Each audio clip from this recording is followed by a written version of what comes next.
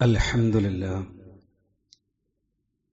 نحمده ونستعينه ونؤمن به ونتوكل عليه ونعوذ بالله من شرور أنفسنا ومن سيئات أعمالنا من يهده الله فلا مضل له ومن يضلله فلا هادي له وأشهد أن لا إله إلا الله وحده لا شريك له وأشهد أن محمدا عبده ورسوله أرسله بالهدى ودين الحق ليظهره على الدين كله ولو كره المشركون اللهم صل على محمد وعلى آل محمد كما صليت على إبراهيم وعلى آل إبراهيم إنك حميد مجيد اللهم بارك على محمد وعلى آل محمد كما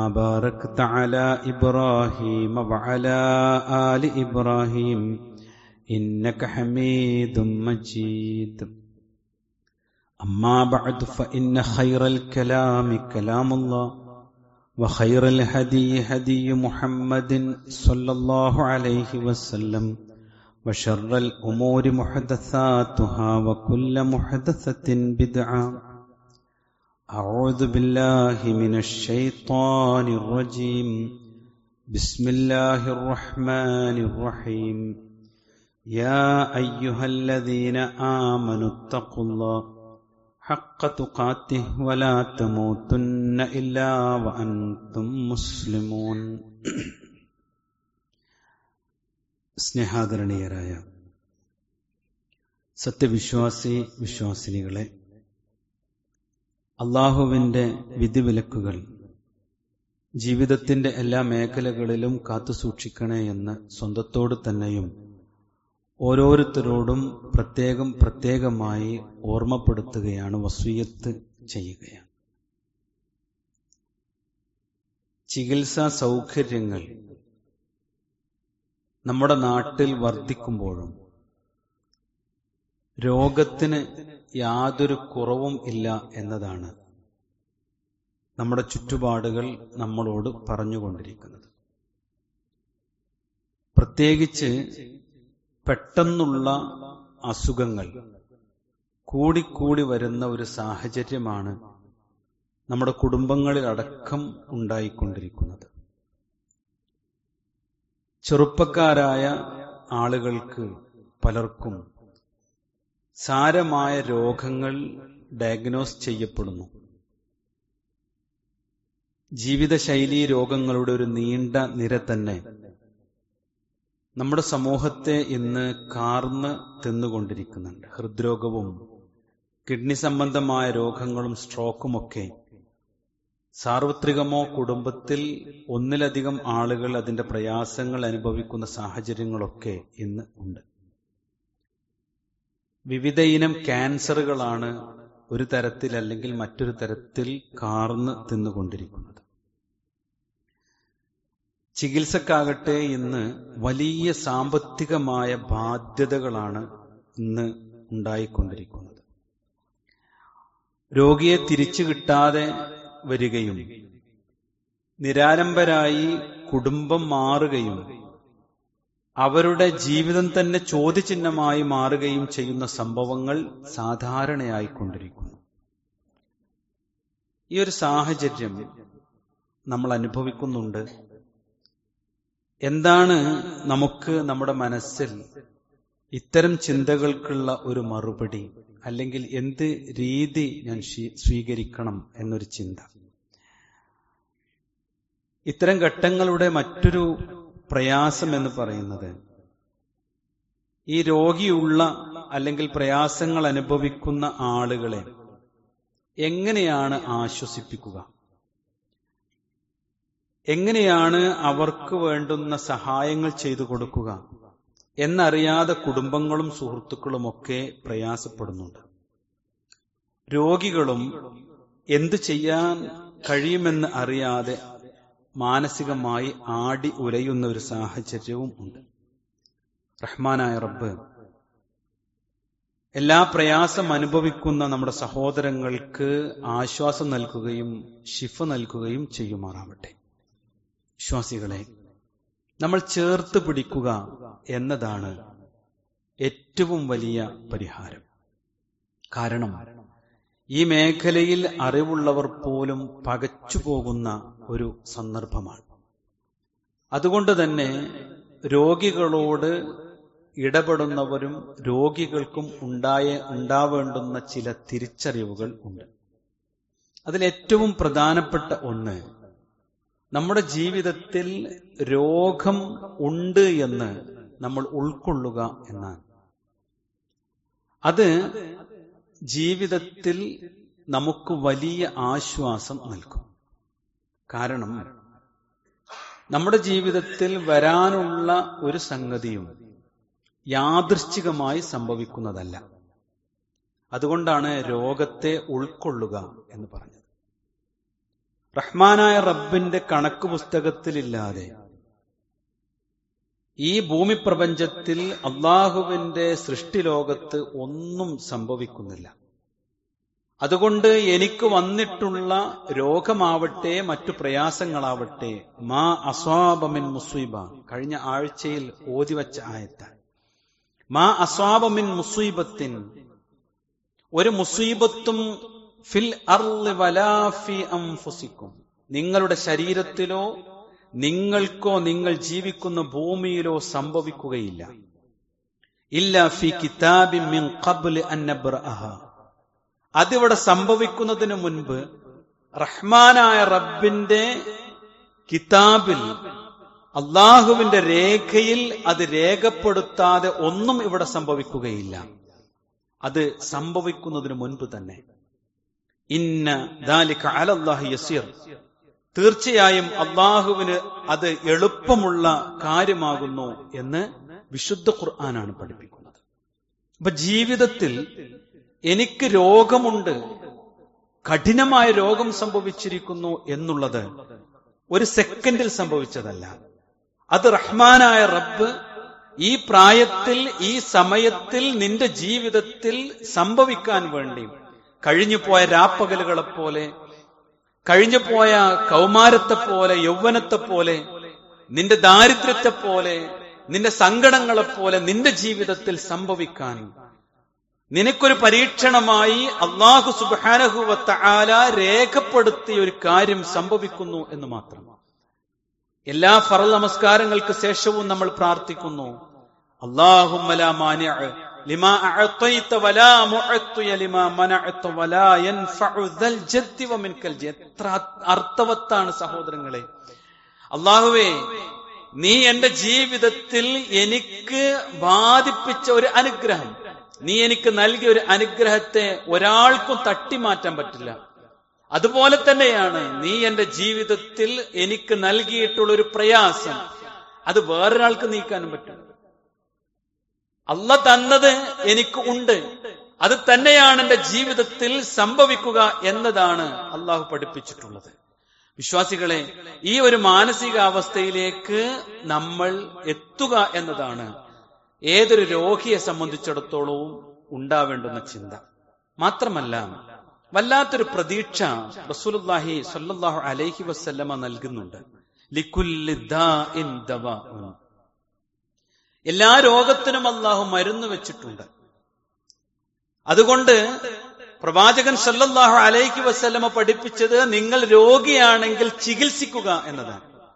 അതിന് നിങ്ങൾക്ക് ലഭിക്കാവുന്ന ഏറ്റവും നല്ല ചികിത്സ നിങ്ങൾ നടത്തുക, ആ ചികിത്സ സ്വീകരിക്കണം. എന്നിട്ടോ റഹ്മാനായ റബ്ബിനോട് പ്രാർത്ഥിച്ചു കൊണ്ടിരിക്കണം. ഇന്നാ ലില്ലാഹി വ ഇന്നാ ഇലൈഹി റാജിഊൻ. ആ പ്രാർത്ഥനയുടെ തുടക്കം അങ്ങനെയാണ്, അല്ലാഹുവേ നിന്നിലേക്കാണ് ഞങ്ങളുടെ മടക്കം. ആ ഒരു വല്ലാത്ത വർത്തമാനമല്ലേ. അല്ലാഹ്, നിന്റെ സൃഷ്ടിയാണ് ഞങ്ങൾ, നിന്റെ അടുത്തേക്ക് തന്നെയാണ്, നിന്റെ സവിധത്തിലേക്ക് തന്നെയാണ് ഞങ്ങൾ മടങ്ങാനുള്ളത്. അതുകൊണ്ട് അല്ലാഹുമ്മ ഉജുർനി ഫി മുസീബ വഖ്ലിഫ് ലീ ഖൈറൻ മിൻഹാ, റഹ്മാനായ റബ്ബേ, ഈ ഒരു പ്രയാസത്തെ എനിക്ക് നീക്കി നൽകണം, ഇതുകൊണ്ട് എനിക്ക് പിന്നീട് ഖൈറായ അവസ്ഥ എനിക്ക് നൽകണം. അള്ളാഹുവിന്റെ റസൂൽ സല്ലല്ലാഹു അലൈഹി വസല്ലമ പ്രാർത്ഥിച്ചില്ലേ, അല്ലാഹുമ്മ റബ്ബന്നാസ് മുദ്ഹിബൽ ബഅസ് ഇശ്ഫി അൻത ശാഫി ലാ ശാഫിയ ഇല്ലാ അൻത ശിഫാഅ ലാ യുഗാദിറു സഖമ. നമ്മൾ കാണാതെ പഠിച്ച് ചൊല്ലുന്ന പ്രാർത്ഥനയാണ്. അല്ലാഹുവേ, നീയാണ് എല്ലാ പ്രയാസങ്ങളെയും നീക്കുന്ന, നിനക്കതിന് കഴിയും. എന്നിൽ ബാധിച്ചൊരു പ്രയാസത്തെ നീക്കാൻ, അതുകൊണ്ട് നീ എനിക്ക് ശിഫ നൽകണേ, നീയല്ലാതെ ഷാഫിയില്ല. ഈ പ്രാർത്ഥന അറിഞ്ഞ് നാം പ്രാർത്ഥിക്കണം എന്ന് അള്ളാഹുവിന്റെ പ്രവാചകൻ സല്ലല്ലാഹു അലൈഹി വസല്ലമ പഠിപ്പിച്ചിട്ടുണ്ട്. പിന്നെന്താ വേണ്ടത്? ചികിത്സ. അതുപോലെ ഇതെനിക്ക് വരാനുള്ളതാണ്, വന്നതാണ്. പിന്നെന്ത് വേണം? ഫഇദാ അസംത, തീരുമാനാകുമല്ലോ കാര്യങ്ങളൊക്കെ, ജീവിതത്തിൽ ഉറപ്പാകുമല്ലോ എല്ലാ കാര്യങ്ങളും. പിന്നെ എന്താണ് ചികിത്സിക്കേണ്ടത്, ഇനി എങ്ങനെ മുന്നോട്ട് പോകണം, എല്ലാം തീരുമാനിക്കണം. അതിലൊന്നും നിരാശ പാടില്ല. ഫഇദാ അസംത ഫതവക്കൽ അലല്ലാഹ്, എന്നിട്ട് അല്ലാഹുവിൽ ഭരമേൽപ്പിച്ച് നീ മുന്നോട്ട് പോകണം. ഇന്നല്ലാഹ യുഹിബ്ബുൽ മുതവക്കിലീൻ, അല്ലാഹു ഭരമേൽപ്പിക്കുന്നവരെ ഏറെ ഇഷ്ടപ്പെടുന്നവനാണ്. നോക്കൂ നിങ്ങൾ, ജീവിതത്തിൽ പ്രതിസന്ധികൾ ഏറെ അനുഭവിച്ച ഖലീലുല്ലാഹി ഇബ്രാഹിം നബി അലൈഹിസ്സലാം, തനിക്കിനി ആയുസ്സിൽ എന്ന് ജനം വിധി എഴുതിയപ്പോ ഖലീലുല്ലാഹി ഇബ്രാഹിം നബി അലൈഹിസ്സലാം അല്ലാഹു വിധിച്ചതാണ് എനിക്ക് സംഭവിക്കുക എന്ന ദൃഢബോധ്യത്തോടു കൂടി ജീവിച്ചവനാണ്. നിരാശപ്പെട്ടില്ല. തീകുണ്ടാരത്തിന് മുന്നിൽ തങ്ങൾക്ക് മക്കളുണ്ടാവാൻ, തങ്ങൾക്ക് രോഗം മാറാൻ, തങ്ങളുടെ ജീവിതത്തിലെ പ്രതിസന്ധികൾ മാറാൻ വേണ്ടി ഞങ്ങളുടെ നാട്ടിൽ ഞങ്ങളുടെ ആരാധ്യന്മാർക്ക് എതിരെ എഴുന്നേറ്റ് വന്നിട്ടുള്ള ഇബ്രാഹിം എന്ന മനുഷ്യനെ നശിപ്പിക്കലാണ് ഞങ്ങൾക്ക് ഏറ്റവും കരണീയമായിട്ടുള്ളത് എന്ന് അവിടെയുള്ള പൗരോഹിത്യം, ബാബിലോണിയയിലെ പൗരോഹിത്യം പറഞ്ഞപ്പോ ആ തീക്കുണ്ടാരത്തിലേക്ക് ഇല്ലാത്ത പണമുണ്ടാക്കി എണ്ണയും നെയ്യും വിറകും കൊണ്ടുവന്ന് കുട്ടിയുണ്ടാകുവാൻ നേർച്ച നേർന്നവർ, രോഗം മാറുവാൻ നേർച്ച നേർന്നവർ, ഇതൊക്കെ കണ്ടു നിന്ന് കെട്ടിയിടപ്പെട്ട ഇബ്രാഹിം നബി അലൈഹിസ്സലാം ആ തീക്കുണ്ടാരത്തിന്റെ സമീപത്തുണ്ടായിരുന്നു. പക്ഷേ അദ്ദേഹം ചാഞ്ചാടിയില്ല. തന്റെ വാക്കൊന്ന് മാറ്റി പറഞ്ഞാൽ ആ 16 വയസ്സുകാരനെ അവിടെ നിന്ന് അഴിച്ചുവിടുവാൻ ആ രാജ്യത്തെ ഭരണകൂടം തയ്യാറായിരുന്നു. പക്ഷേ ആ പ്രവാചകൻ പ്രാർത്ഥിച്ചുകൊണ്ടേയിരുന്നു, എന്റെ അവസാനം ഇതാണെങ്കിൽ അള്ളാഹുവിന്റെ കൽപ്പന അതായിരിക്കും, ഹസ്ബി അല്ലാഹ് വനിഅ്മൽ വക്കീൽ. ആ പ്രവാചകൻ പ്രാർത്ഥിച്ച പ്രാർത്ഥനയാണത്. എനിക്കല്ലാഹു മതി, എനിക്കല്ലാഹു മതി, എനിക്ക് റഹ്മാനായ റബ്ബ് മതി, വനിഅ്മൽ വക്കീൽ, ഏറ്റവും നന്നായി ഭരമേൽപ്പിക്കാൻ എന്റെ അല്ലാഹ് മതി എന്ന്. ഈ വിശ്വാസത്തിലേക്ക് നമ്മൾ തിരിച്ചു നടന്നാൽ ജീവിതത്തിലുണ്ടാകുന്ന ഓരോ പ്രതിസന്ധിയും നമ്മുടെ ജീവിതത്തിലെ സന്തോഷങ്ങളായി മാറും. ഓരോ പ്രയാസങ്ങളും നമ്മുടെ ജീവിതത്തിൽ ദൃഢമായ മനസ്സ് ലഭിക്കുന്ന ഒരു വിശ്വാസിയുടെ ജീവിതമാക്കി നമുക്ക് മാറ്റിത്തരും. പക്ഷെ അതിനെന്തു വേണം? രോഗത്തെ ഉൾക്കൊള്ളണം. ഏതുപോലെ? ആരോഗ്യത്തെ ഉൾക്കൊണ്ടതുപോലെ, യൗവനത്തെ ഉൾക്കൊണ്ടതുപോലെ, വാർദ്ധക്യത്തെ ഉൾക്കൊണ്ടതുപോലെ നാം രോഗത്തെയും ഉൾക്കൊള്ളണം. എന്നിട്ട് അള്ളാഹു തന്നതാണ് എന്ന ദൃഢമായ ബോധ്യം നമുക്ക് ഉണ്ടാവണം. മറ്റൊന്ന്, രണ്ടാമത്തെ കാര്യം സഹോദരങ്ങളെ, നമുക്ക് രോഗം വരില്ല എന്ന ചിന്തയുണ്ടാവരുത്. എനിക്ക് രോഗമൊന്നും വരില്ല, മറിച്ച് എനിക്കും രോഗം വരേണ്ടതായിരുന്നു. പക്ഷേ അൽഹംദുലില്ലാഹ് ഇതുവരെ വന്നില്ല. ഇതുവരെ എനിക്ക് രോഗം വന്നിട്ടില്ല. കഠിനമായ രോഗത്തിന് ഞാൻ പരീക്ഷിക്കപ്പെട്ടിട്ടില്ല. നോക്കൂ നിങ്ങൾ, രാത്രി നമ്മുടെ ഉറക്കം ഒരു മരണമാണ്, അല്ലേ? അടുത്ത് കിടക്കുന്ന ഭാര്യയെ പോലും അറിയാതെ ഞാനും നിങ്ങളും ഉറങ്ങുക. നമ്മുടെ വീടിനകത്തേക്ക് കള്ളൻ വന്നതുപോലും, അല്ലെങ്കിൽ പേമാരി പെയ്തൊഴിഞ്ഞു പോയതുപോലും, ശക്തമായ ഇടിയുണ്ടായതുപോലും, നമ്മുടെ അരികിലൂടെ ഇഴജന്തുകൾ ഇഴഞ്ഞു പോയതുപോലും അറിയാതെ നമ്മൾ ഉറങ്ങുക, മരിച്ചു കിടക്കുക, അല്ലേ? അതാ ഉണരുന്നു നമ്മൾ. എന്തൊരു വലിയ പ്രതിഭാസമാണ് സഹോദരങ്ങളെ! വല്ലാത്ത അത്ഭുതമല്ലേ ഉണർച്ച എന്ന് പറയുന്നത്. എനിക്കൊന്നും സംഭവിച്ചില്ല, എനിക്ക് ജീവനുണ്ട്, ഞാൻ അടുത്തൊരു പ്രഭാതത്തിലേക്ക് ഇതാ ആരോഗ്യവാനായി, എന്റെ ശരീരം തളർന്നിട്ടില്ല, എനിക്ക് ഓർമ്മയുണ്ട്, എനിക്ക് ആരോഗ്യമുണ്ട്, ഞാൻ കാണുന്നുണ്ട്, കേൾക്കുന്നുണ്ട്, അറിയുന്നുണ്ട്, ഓർമ്മയുണ്ട്. വല്ലാത്ത അത്ഭുതമല്ലേ? ആ അത്ഭുത ലോകത്തേക്ക് എഴുന്നേറ്റ് നിൽക്കുമ്പോ വിശ്വാസി പറയണം, അൽഹംദുലില്ലാഹ് അല്ലദീ അഹ്യാനാ ബഅദമാ അമാതനാ വഇലൈഹി നുശൂർ. പടച്ചോനെ, മരണത്തിൽ നിന്ന് എഴുന്നേൽപ്പിച്ച റഹ്മാനായ റബ്ബേ, അൽഹംദുലില്ലാഹ്, നിനക്കാണ് സർവസ്തുതിയും. അതെ, ഞാൻ ജീവിക്കുന്നത് പോലെ മരിക്കുമെന്ന ബോധ്യമുണ്ടാവണം. ആ ഒരു ഉറപ്പുണ്ടായിട്ട് വേണം കിടക്കാൻ. അപ്പോഴേ മരിച്ചാലും നമുക്ക് പ്രതീക്ഷയുണ്ടാകും. അള്ളാഹു അനുഗ്രഹിക്കുമാറാവട്ടെ. വിശ്വാസികളെ, ഇന്ന് നമ്മൾ രാവിലെ ഭക്ഷണം കഴിച്ചില്ലേ? ഇന്ന് 10 മണിക്ക് ചായ കഴിച്ചില്ലേ? കഴിച്ചു. അതങ്ങ് ഇറങ്ങിപ്പോയി. വലതേ കൈ പൊന്തിയിട്ടുണ്ടായിരുന്നു. അത് വായിലേക്ക് വെച്ചപ്പോ അതിന്റെ രുചി മനസ്സിലായിട്ടുണ്ടായിരുന്നു. ഞാനും നിങ്ങളത് ചവച്ചരച്ച് ഇറക്കിയിട്ടുണ്ടായിരുന്നു. ഒന്നും അറിഞ്ഞില്ലല്ലോ നമ്മൾ. ക്യാൻസർ ആശുപത്രികളിലും മെഡിക്കൽ കോളേജിന്റെ വരാന്തിൽ ചെന്ന് നോക്ക് സഹോദരങ്ങളെ. കണ്ണീരോടുകൂടി മാതാപിതാക്കൾ നിൽക്കുന്നുണ്ടാകും. ഒരു സ്പൂണ് വെള്ളം എന്റെ മകന്റെ വായിലൂടെ ഇറങ്ങിപ്പോയിരുന്നുവെങ്കിൽ എത്ര നന്നായിരുന്നു.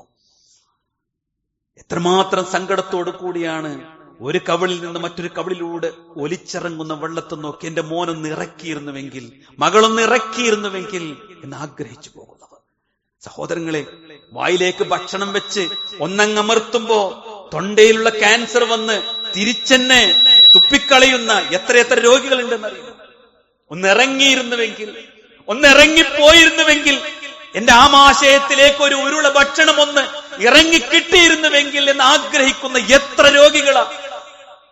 അവിടെയാണ് ഭക്ഷണം കഴിച്ച് കൈ കഴുകി നിൽക്കുമ്പോ, പടച്ചോനെ ഞാൻ ഭക്ഷണം കഴിച്ചല്ലോ, വെള്ളം കുടിച്ചല്ലോ.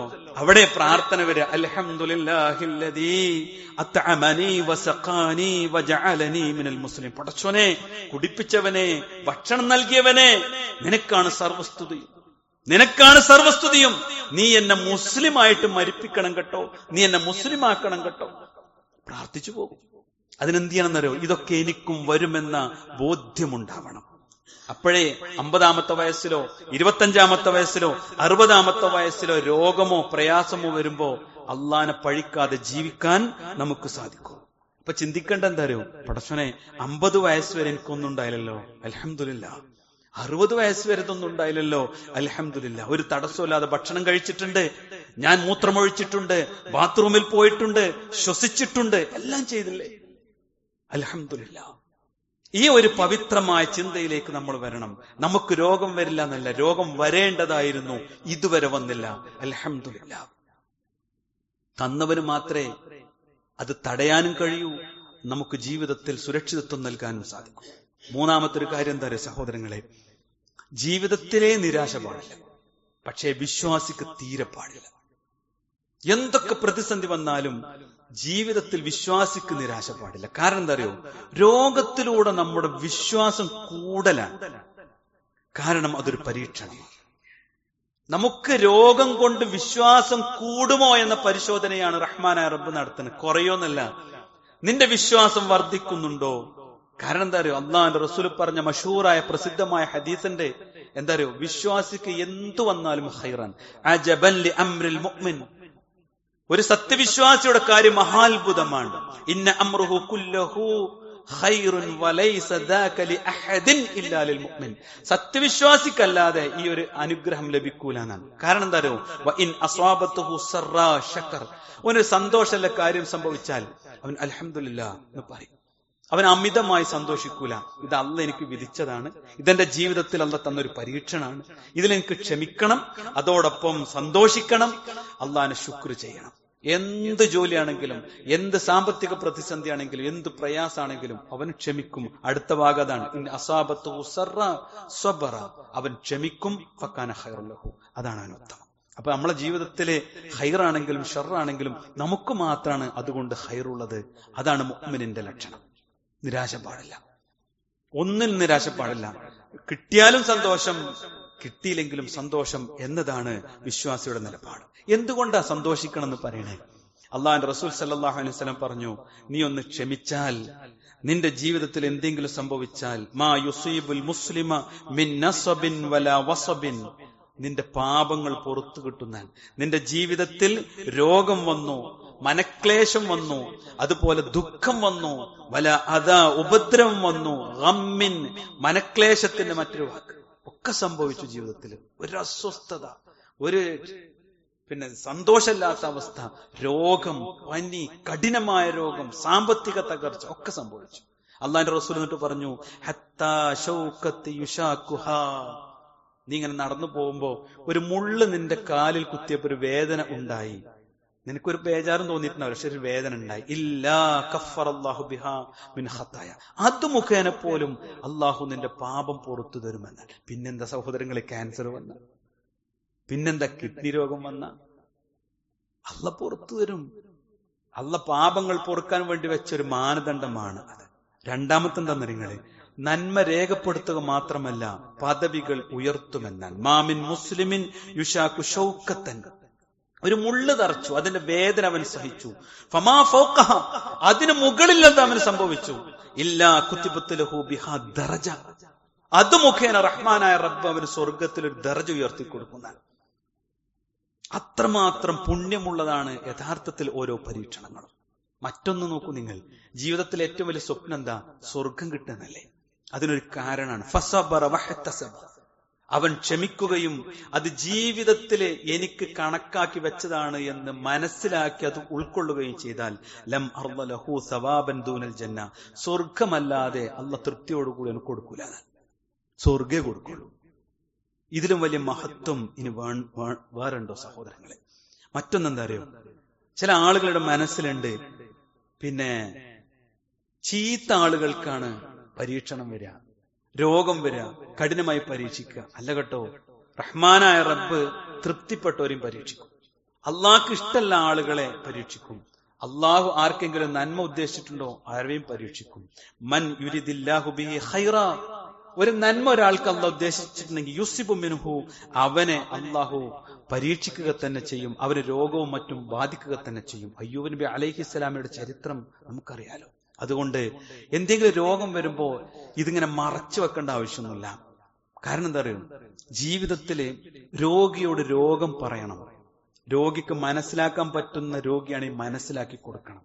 കാരണം എന്താ അറിയോ, രോഗം വരുമ്പോഴാണ് രണ്ട് കാര്യങ്ങൾ സംഭവിക്കുക. ഒന്നെന്താണെന്നറിയോ, ഒന്ന് തിരിഞ്ഞു നടക്കാൻ അവൻ തീരുമാനിക്കും, തിരിഞ്ഞു നടക്കാൻ തീരുമാനിക്കും. വബലൗനാഹും ബിൽ ഹസനാത്തി വസയ്യിആത്തി, അല്ലാഹു മനുഷ്യന്മാരെ പരീക്ഷിക്കും നന്മ കൊണ്ടും അതുപോലെ തിന്മ കൊണ്ടും. എന്ന് പറഞ്ഞാൽ അവിടെ തിന്മ എന്ന് പറയുന്നത് അവന് ഉൾക്കൊള്ളാൻ പറ്റാത്ത പരീക്ഷണങ്ങൾ കൊണ്ടും. അല്ലാഹ് പറഞ്ഞു ലഅല്ലഹും ഇർജിഊൻ, അവർ തിരിച്ചു നടന്നേക്കാം എന്ന്.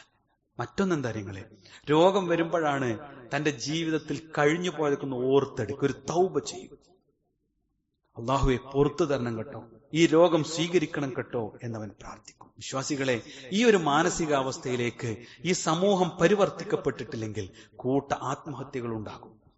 അതിനേക്കാൾ അവന്റെ മനസ്സിലേക്ക് വരുന്ന ഒരു ചിന്ത എന്താണെന്നറിയോ, എന്താ ഈ പടച്ചോൻ എന്നെങ്ങനെ പരീക്ഷിക്കണത്, ഇനി പടച്ചോനും വേണ്ട, പള്ളിയും വേണ്ട, മദ്രസയും വേണ്ട, ഒന്നും വേണ്ട എന്നാ തീരുമാനിക്കുക. യഥാർത്ഥത്തിൽ തീരുമാനിക്കേണ്ടത് എന്താ? റഹ്മാനായ റബ്ബ് തീരുമാനിച്ചത് എനിക്ക് നന്മ വരാൻ, നാളെയുടെ ലോകത്ത് എനിക്ക് രക്ഷപ്പെടാൻ അള്ളാഹു വെച്ച തീരുമാനത്തിന്റെ ഭാഗമാണിതെന്ന് ഉറച്ചു വിശ്വസിച്ചാൽ എല്ലാം കാണുന്ന, എല്ലാം അറിയുന്ന റഹ്മാനായ റബ്ബിനോട് ചോദിക്കാനുള്ള വല്ലാത്ത മനസ്സ് അവർക്കുണ്ടാകും. അവൻ എത്ര പ്രയാസപ്പെട്ടാലും, വേദന സഹിച്ചാലും, പണം ചെലവഴിച്ചാലും, തന്നെ കൊണ്ട് ആളുകൾ പ്രയാസപ്പെട്ടാലും അവർക്ക് വേണ്ടി പ്രാർത്ഥിക്കാനും തനിക്ക് സ്വർഗം ലഭിക്കുവാനുള്ള ഒരു മാർഗമായും ഇതിനെ കണ്ട് ക്ഷമയോടുകൂടി ജീവിക്കും. വിശ്വാസികളെ, എത്ര കാലം പുരോഗമിച്ചാലും അള്ളാന്റെ പരീക്ഷണങ്ങളിൽ നിന്ന് ഒട്ടും കുറവുണ്ടാകും കേട്ടോ. മരുന്ന് എത്ര കണ്ടുപിടിച്ചാലും, എത്ര സൗകര്യങ്ങൾ ഉണ്ടായാലും, എത്ര നല്ല സംവിധാനങ്ങൾ ഒരുക്കപ്പെട്ടാലും അള്ളാന്റെ പരീക്ഷണങ്ങളിലൂടെ ഞാനും നിങ്ങളും ഇങ്ങനെ കടന്നു പോകും. ആ കടന്നുപോകൽ നഷ്ടമാവല്ലേ, ജീവിതത്തിന്റെ വെളിച്ചം കെടുത്തല്ലേ, സ്വർഗം നഷ്ടപ്പെടുത്തല്ലേ എന്നാണ് റസൂലുള്ളാഹി സ്വല്ലല്ലാഹു അലൈഹി വസല്ലമ നമ്മെ ഉപദേശിക്കുന്നത്. ആ ഉപദേശം സ്വീകരിക്കുവാനുള്ള മാനസിക കരുത്ത് നമുക്ക് നമ്മുടെ കുടുംബത്തിനും അള്ളാഹു നൽകി അനുഗ്രഹിക്കുമാറാവട്ടെ.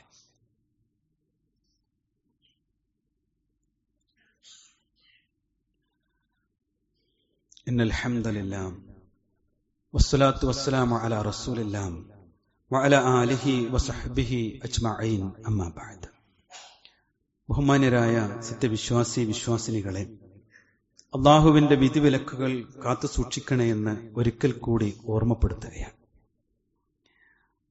നമ്മൾ മതപരമായ അറിവ്, വിജ്ഞാനം അത് കരഗതമാക്കുന്നതിൽ വളരെ പുറകിൽ പോയിട്ടുണ്ട് എന്നതിന് തെളിവാണ് പലപ്പോഴും നമ്മുടെയും നമ്മുടെ കുടുംബത്തിന്റെയും ഒക്കെ മാനസികമായ അവസ്ഥ. നിരാശയും സങ്കടവും ഒക്കെ നമ്മുടെ ജീവിതത്തിലേക്ക് വരുത്തുന്ന ദുരന്തം, അതിന് പരിഹാരമാർഗം എന്ന് പറയുന്നത് കൃത്യമായ അള്ളാഹുവിന്റെ വചനങ്ങൾ അറിയുകയും പഠിക്കുകയും മക്കളെ പഠിപ്പിക്കുകയും ചെയ്യുക എന്നതാണ്. നോക്കൂ നിങ്ങൾ, ഈ അടുത്ത് ഒരു കോളേജിൽ നടന്ന ഒരു സ്റ്റുഡൻസ് ഡിബേറ്റ് നടന്നു. അതിലൊരു ചോദ്യം, അതിന്റെ ആങ്കർ ചോദിച്ചത് ഇങ്ങനെയാണ്: സ്വവർഗ വിവാഹം എന്താണ് നിന്റെ അഭിപ്രായം? അപ്പോ മക്കനെ കെട്ട് മഫ്തയിട്ട് ഒരു പെൺകുട്ടി അതിന് നൽകിയ മറുപടി, അങ്ങനെ ഇഷ്ടമുള്ളവർ അങ്ങനെയെങ്കിൽ അവരങ്ങനെ ജീവിച്ചോട്ടെ, അതിലിപ്പോ എന്താണ് തെറ്റ് എന്നാണ്. യഥാർത്ഥത്തിൽ എന്തുകൊണ്ടാണ് ഇസ്ലാം വിലക്കിയ ഒരു തെറ്റിന് ഇത്ര നിസ്സാരമായി മുസ്ലിമാണ് എന്ന് പറയുന്ന ഒരു കുട്ടിക്ക് പറയാൻ സാധിക്കുന്നത്? അടിസ്ഥാനപരമായി ഒറ്റ ഉത്തരമേ ഉള്ളൂ: മതപരമായ ബോധം ലഭിച്ചില്ല എന്നതാണ്. മദ്രസ പഠനം ഇന്ന് അങ്ങേയറ്റത്തെ അവഗണനക്ക് വിധേയമായിട്ടുണ്ട്. മനസാക്ഷിക്കുത്തുകൊണ്ട് ഏതെങ്കിലും അര ദിവസമോ അല്ലെങ്കിൽ ഒരു ദിവസമോ പറഞ്ഞയച്ച് അതിൽ ഒതുക്കുകയാണ് മതപരമായ വിദ്യാഭ്യാസം. സഹോദരങ്ങളെ, നമ്മുടെ ചുറ്റുപാടിൽ ഏതൊക്കെ പ്രയാസങ്ങളിലൂടെ ഒരു തലമുറ കടന്നു പോകുന്നുവോ അവർക്കൊക്കെ മാനസികമായ കരുത്ത് ലഭിക്കണമെങ്കിൽ ഇന്ന് നമ്മൾ അനുഭവിക്കുന്ന ഈ ഒരു മനസ്സമാധാനം തലമുറക്ക് കൈമാറണം. അതിന് മദ്രസ നിലനിൽക്കുക എന്നത് കാലഘട്ടത്തിന്റെ ആവശ്യമാണ്. മദ്രസ മാത്രമല്ല, ദീനി പഠന സംവിധാനങ്ങളൊക്കെ നമ്മൾ എന്ത് ചെയ്യണം? നിലനിർത്തണം. സ്വാഭാവികമായിട്ടും മദ്രസ അധ്യാപകർ എന്നുള്ള നിലക്ക് അവരുടെ പരിമിതികളും ആ മേഖലകളിലേക്ക് ആളുകൾ വരാത്തതുമാണ് പലപ്പോഴും ഓരോ നാട്ടിലുമുള്ള ആളുകൾ സങ്കടം പറയാറുള്ളത്. സഹോദരങ്ങളെ, അതിന് ഏറ്റവും വലിയ പ്രശ്നം എന്ന് പറയുന്നത് നമ്മുടെ മദ്രസ അധ്യാപകർക്ക് അവർക്ക് അനുഗുണമായ ജീവിത നിലവാരം ഉണ്ടാക്കി കൊടുക്കാൻ നമ്മൾ ശ്രദ്ധിക്കുന്നില്ല എന്നതാണ്. ഞാൻ ഇവിടെ ഈ ഒരു കാര്യം സൂചിപ്പിക്കാൻ കാരണം, ഇന്നത്തെ ദിവസത്തിന് ഒരു പ്രത്യേകതയുണ്ട്. നമ്മുടെ കൂട്ടായ്മ നമ്മുടെ നാട്ടിൽ രോഗികളായി മാരകമായ രോഗങ്ങൾക്ക് അടിമപ്പെട്ട എത്രയോ മദ്രസ അധ്യാപകരും അധ്യാപികമാരുമുണ്ട്. നമുക്കൊക്കെ വെളിച്ചം തന്നവർ. അവർ ഇന്ന് അവശരായി കിടക്കുന്നു. പലർക്കും വീടില്ലാത്തവരാണ്. പലർക്കും വളരെ വലിയ ദാരിദ്ര്യമാണ്. ചെറിയ ശമ്പളത്തിനാണ് അവർ നമ്മുടെ മക്കളെ പഠിപ്പിച്ചിരുന്നത്. നമ്മളൊക്കെ പഠിച്ചത് നമ്മളെ മക്കളെ പഠിപ്പിച്ചുകൊണ്ടിരിക്കുന്നു. രണ്ട് കാര്യമാണ് ഈ ഉത്ഭുത സദസ്സിനോട് ഓർമ്മപ്പെടുത്താനുള്ളത്. ഒന്ന്, ജീവിത ലക്ഷ്യമുണ്ടാകണോ, നമ്മുടെ മക്കൾക്ക് മദ്രസയും അനുബന്ധ മതവിദ്യാഭ്യാസവും നൽകണം. രണ്ടാമത്, അവരെ നമ്മൾ സംരക്ഷിക്കണം, അധ്യാപകരെ നമ്മൾ സംരക്ഷിക്കണം. ഇന്നിന്റെ ദിവസത്തിന്റെ പ്രത്യേകത അവർക്ക് അവരുടെ പുനരധിവാസത്തിനും അവരുടെ ചികിത്സക്കും അവർക്ക് വേണ്ട സൗകര്യങ്ങൾ ഒരുക്കി കൊടുക്കുവാനും കേരളാടിസ്ഥാനത്തിൽ തന്നെ ഒരു പെൻഷൻ സിസ്റ്റം ഒരുക്കി കൊണ്ടുവരാനും വിസ്ഡം ഇസ്ലാമിക് ഓർഗനൈസേഷന്റെ കീഴിൽ ഇന്ന് ഒരു സാമ്പത്തിക സമാഹരണം ഒരുക്കുന്ന ദിവസം നമ്മുടെ അധ്യാപകരെ സംരക്ഷിക്കുക എന്നുള്ളതാണ്. ഒരു മിനിമം ഒരു 500 രൂപയെങ്കിലും ആ മാർഗത്തിലേക്ക് നമുക്ക് കൊടുക്കാൻ കഴിയണം. കഴിഞ്ഞ ദിവസം പ്രളയത്തിൽ പ്രയാസപ്പെട്ടു പോയ വയനാട്ടിലെ ജനതയെ നമ്മൾ സഹായിച്ചു. അതുപോലെ നമ്മുടെ ഇടയിൽ ആരോടും പറയാതെ മിസ്കീന്മാരായി സാധുക്കളായി ജീവിക്കുന്ന ഇത്തരം ആളുകൾക്കും ഒരു 500 രൂപയെങ്കിലും, സഹോദരങ്ങളെ, വളരെ അത്യാവശ്യമില്ലാതെ എന്തെല്ലാം കാര്യങ്ങൾക്കാണ് 500ഉം 1000ഉം 10,000 ഒക്കെ ചെലവഴിക്കുന്നത്. അത്യാവശ്യത്തിൽ നിന്ന് എടുത്ത് ഇന്ന് അവർക്ക് ഇന്നും നാളെയുമായി അവർക്ക് നാം ധനസഹായം നൽകണം എന്നതാണ് ഈ ഒരു സമയത്ത് ഓർമ്മപ്പെടുത്തുവാനുള്ളത്. മനസ്സ് നന്നായി തീരാൻ, മനസ്സ് ശക്തിയുള്ളതായി തീരാൻ അള്ളാഹുവിന്റെ കലാമിന് മാത്രമേ പറ്റൂ. അള്ളാഹുവിന്റെ വിശുദ്ധ ഖുർആന് മാത്രമേ നമ്മെ സ്വാധീനിക്കാൻ സാധിക്കൂ. അതുകൊണ്ട് അതിന്റെ വെളിച്ചത്തിലൂടെ സഞ്ചരിച്ച് ഏതെല്ലാം പ്രയാസങ്ങൾ നിറഞ്ഞ വഴികളിലൂടെ കടന്നു പോകുന്നുവോ അവിടെയൊക്കെ കരുത്തോടുകൂടി മുന്നോട്ട് പോകാനും അങ്ങനെ ജീവിതം അവസാനിക്കുമ്പോൾ സ്വർഗ കവാടത്തിൽ എത്തിച്ചേരുവാനും നമുക്ക് സാധിക്കണം. അള്ളാഹു അനുഗ്രഹിക്കുമാറാവട്ടെ. നമ്മുടെ ജീവിതത്തിൽ സംഭവിച്ചു പോയിട്ടുള്ള എല്ലാ തെറ്റുകളും റഹ്മാനായ റബ്ബ് നമുക്ക് വിട്ടുപുറത്ത് മാപ്പാക്കി നൽകുമാറാവട്ടെ. നമ്മുടെ ജീവിതത്തെ മനക്കരുത്തുള്ള ഒരു മുഅ്മിനിന്റെ ജീവിതം നയിക്കാൻ അള്ളാഹു തൗഫീഖ് നൽകുമാറാവട്ടെ. എല്ലാവിധ തിന്മകളിൽ നിന്നും തോന്നിവാസങ്ങളിൽ നിന്നും മാറി നിന്ന് സത്യസന്ധതയോടുകൂടി ജീവിച്ച് സംതൃപ്തിയോടുകൂടി മരിക്കാൻ അള്ളാഹു തൗഫീഖ് നൽകുമാറാവട്ടെ. കഠിനമായ രോഗങ്ങൾ കൊണ്ട് പ്രയാസപ്പെടുന്ന സഹോദരങ്ങൾക്ക് അള്ളാഹു ശിഫ നൽകുമാറാവട്ടെ. അത് മുഖേന അവരുടെ പാപങ്ങൾ അള്ളാഹു വിട്ടുപുറത്ത് മാപ്പാക്കി കൊടുക്കുമാറാവട്ടെ. അവർക്ക് വേണ്ടി അധ്വാനിക്കുന്ന സഹോദരങ്ങൾക്ക്, ബന്ധുമിത്രാദികൾക്ക്, മാതാപിതാക്കൾക്ക്, മക്കൾക്ക് റഹ്മാനായ റബ്ബ് ഖൈറും ബർക്കത്തും നൽകി അനുഗ്രഹിക്കുമാറാവട്ടെ. അത് മുഖേന അവരെയും അള്ളാഹു സ്വർഗത്തിൽ ഒരുമിച്ച് കൂട്ടുമാറാവട്ടെ. മരണപ്പെട്ടു പോയ നമ്മുടെ മാതാപിതാക്കൾ, ഭാര്യ, സന്താനങ്ങൾ, സഹോദരങ്ങൾ, നമ്മുടെ സുഹൃത്തുക്കൾ എല്ലാവരുടെയും ഖബറുകൾ റഹ്മാനായ റബ്ബ് വിശാലമാക്കി കൊടുക്കുമാറാവട്ടെ. റഹ്മാനായ റബ്ബ് നമ്മെ എല്ലാവരെയും സ്വർഗത്തിൽ ഒരുമിച്ച് കൂട്ടുമാറാവട്ടെ. എല്ലാവിധ പരീക്ഷണങ്ങളിൽ നിന്നും നാടിനെയും നാട്ടാരെയും നമ്മെയും അള്ളാഹു കാത്ത് സംരക്ഷിക്കുമാറാവട്ടെ. അല്ലാഹുമ്മ ഗഫിർ ലിൽ മുഅ്മിനീന വൽ മുഅ്മിനാത്ത് വൽ മുസ്ലിമീന വൽ മുസ്ലിമാത്ത് വൽ അഹ്യാഇ മിൻഹും വൽ അംവാത് ഇന്നക മുജീബുദ് ദഅവാതി യാ ഖാദിയൽ ഹജാത്ത്. اللهم أجرنا من النار، اللهم أجرنا من النار، اللهم أجرنا من النار. ربنا آتنا في الدنيا حسنة وفي الآخرة حسنة وقنا عذاب النار.